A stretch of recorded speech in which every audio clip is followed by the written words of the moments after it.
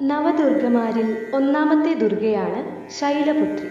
നവരാത്രിയിൽ ആദ്യ ദിനം ആരാധിക്കുന്നതും ദേവി ശൈലപുത്രിയെയാണ്. സതി, ഭവാനി, പാർവതി, ഹേമവതി എന്നീ നാമങ്ങളും ശൈലപുത്രിക്കുണ്ട്.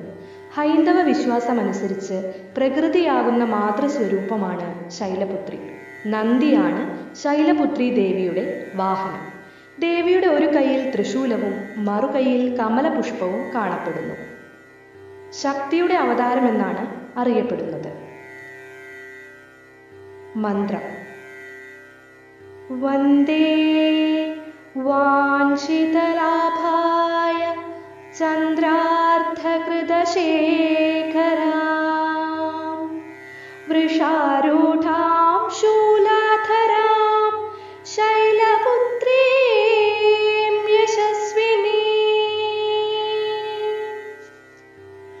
വന്ദേ വാഞ്ചിതലാഭായ ചന്ദ്രാർദ്ധകൃതശേഖരാം വൃഷാരൂഢാം ശൂലധരാം ശൈലപുത്രീം യശസ്വിനീ. വന്ദേ വാഞ്ചിതലാഭായ ചന്ദ്രാർദ്ധകൃതശേഖരാം വൃഷാരൂഢാം ശൂലധരാം ശൈലപുത്രീം യശസ്വിനീ. ആയുധം ത്രിശൂലം, താമര എന്നിവയാണ്. ഐതിഹ്യം: ഹിമവാന്റെ മകൾ എന്നാണ് ശൈലപുത്രി എന്ന വാക്കിനർത്ഥം. ശൈലം അഥവാ പർവ്വതം, ഹിമാലയം. പർവ്വത രാജാവായ ഹിമവാന്റെയും മേനാദേവിയുടെയും മകളായാണ് ശക്തി രണ്ടാമത് അവതരിച്ചത്. പർവ്വതരാജന്റെ മകളായതിനാൽ ദേവി പാർവതി എന്നും ശൈലത്തിന്റെ മകളായതിനാൽ ശൈലപുത്രി എന്നും ദേവി അറിയപ്പെടുന്നു. പൂർവജന്മത്തിൽ ദക്ഷന്റെ പുത്രിയായ സതിയായിട്ടായിരുന്നു ശൈലപുത്രി അവതരിച്ചത്. പ്രാർത്ഥന: സർവമംഗളമംഗല്യേ ശിവേ സർവാർത്ഥസാധികേ